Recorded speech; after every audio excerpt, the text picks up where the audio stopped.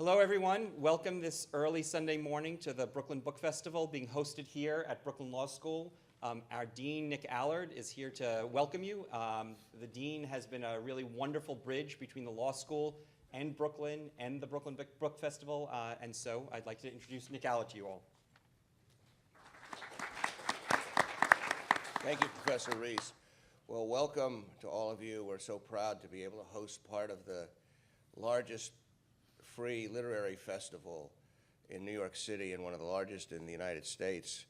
It's certainly the hippest and most diverse book festival, so we've got that working for us. Also, welcome to the best law school in Brooklyn. Some of you know we're the only law school in Brooklyn. But you know, we're the best law school in the largest and most vibrant borough, in the greatest city, in the leading state, in the most wonderful country. So we got that working for us. It's pretty good.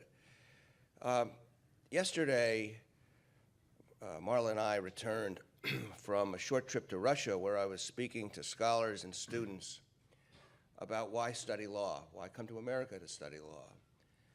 And last night on my way to the festival gala, I saw on the wall of 25 J Street an inscription by Alexander Hamilton that in just a few words captured everything I was trying to say. It read, "The instruments by which government must act are the laws or force. If the first is destroyed, then the latter must be used. And if the latter becomes ordinary, then that's the end of liberty." Now, this is the borough of immigrants. It's the borough of churches, but it's also very much the borough of books. And in true Brooklyn style, we don't just read them, we think about them, we talk about them, we share them, we devour them like all the great Brooklyn food. If we don't agree with them, or we don't like them, well, it won't surprise you to know that we're not shy about saying that. But here in the borough of Brooklyn, even our walls, like 25 J Street, speak volumes. And our places, and our spaces, and our buildings and our developments all are about the language of words, the language of books and ideas. And that, my friends, is that public discourse over how a vibrant living city grows and changes over time to meet the diverse needs of his citizens, is what this very distinguished, wonderful panel is all about. I'll just end by saying two things. One is that I toss off frequently that we have a world-class faculty. We're not a factory, we have a faculty. We have a world-class faculty, and Professor David Reese is a leading exemplar. That's no throwaway line. He's a very well-known, incredibly effective leader in this community. He's a leader in the field, nationally and internationally, of real estate development, housing issues, all of the issues related to that, including local politics. And he has been, somebody's been instrumental in helping us lower the drawbridges of this great law school and bringing the community in, and we get a lot by giving, and we give a lot and get a lot in return. So it's a wonderful thing to have David Reese on our faculty. The last thing is that I will welcome you all to programs that we are going to be sponsoring this time next year in conjunction with the Book Festival as part of Constitution Day, which happens every year on September 17th, and in large part to celebrate the 800th birthday of the Magna Carta.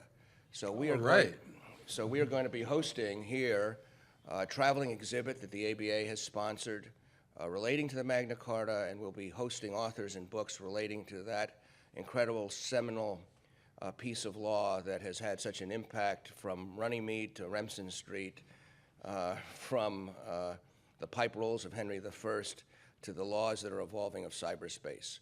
But that's for next year. For now, let's talk about the evolution and discussions about public spaces. Professor Reese. Thank you, Dean. So we have an exciting panel. What's amazing about this panel is that it reflects the topic in the fact that our last speaker is on his way finishing up posters for the Climate Change March, and he will join us. so don't gasp when he comes in the room. We'll acknowledge him when he's here. The title, as you all know, of today's panel is Planning and Protesting Cities Evolve. There's an exclamation point at the end of the program title. I'm going to introduce our speakers briefly and hold up their books, and then I'm going to turn it over to them. I've asked each of them to speak for 5 minutes, and then we're going to maybe have a little crosstalk on the panel, and then open it up to the audience. I ask that if you have a question, you come up to the mic. I've heard that this one is better, so try to come up to this one. And I'm hoping we have an engaged conversation until about 10:50. Our speakers in order are Peter Linebaugh. His book is Stop Thief, The Commons, Enclosures, and Resistance.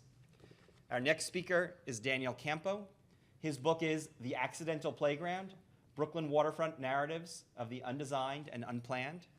And then finally, we have the two co-authors of The Beach Beneath the Streets, Contesting New York City's Public Spaces, Ben Shepard and Greg Smithsimon. So without further ado, I turn it over to Peter. Okay, thank you very much. Thanks everybody for coming here. Thank you, Dean, for the reference to Magna Carta, as well as the quotation from Alexander Hamilton. I'm here to talk about this book called Stop Thief, and the thieves are the enclosures of our lands, our lives, our cities. Whew. Magna Carta, Professor, the big charter. There was a little charter, the Charter of the Forest, recovered on the 11th of September, 1217. This was the charter that introduced a principle that Alexander Hamilton ignored. We have learned from him here at the Brooklyn Law School that there are two principles of government: force and law. The Charter of the Forest of the 11th of September, 1217, introduces a third principle that it is our duty and task to recover, and that is the principle of the commons. That is the principle of direct democracy, direct assembly, where principles neither of coercion nor law, that is neither the state nor the market nor the military, is the principle by which we govern our affairs. This principle has fallen under the onslaught of neoliberalism as our prisons become greater, as our cities become more walled, as the land, as the forests and the seas have become sewers for the dumping of the trash of the 1%. The book Stop Thief is an attempt to show that we have common ground as we search in our future for the recovery of this principle of the commons, a principle of commoning, where the earth and so-called natural resources are not seen as commodities, but are means by which we form our communities. That's the alpha and omega of Stop Thief. Thanks to the Dean's mention of Alexander Hamilton at Magna Carta, I wanted to introduce the subject of the commons via them. And I think the principle of the commons in the past was one of custom rather than law. So the book recovers those customs, recovers those practices of self-management, of actual democracy, of direct democracy, whether it's our food, our habitat, our clothing. These are part of the Charter of the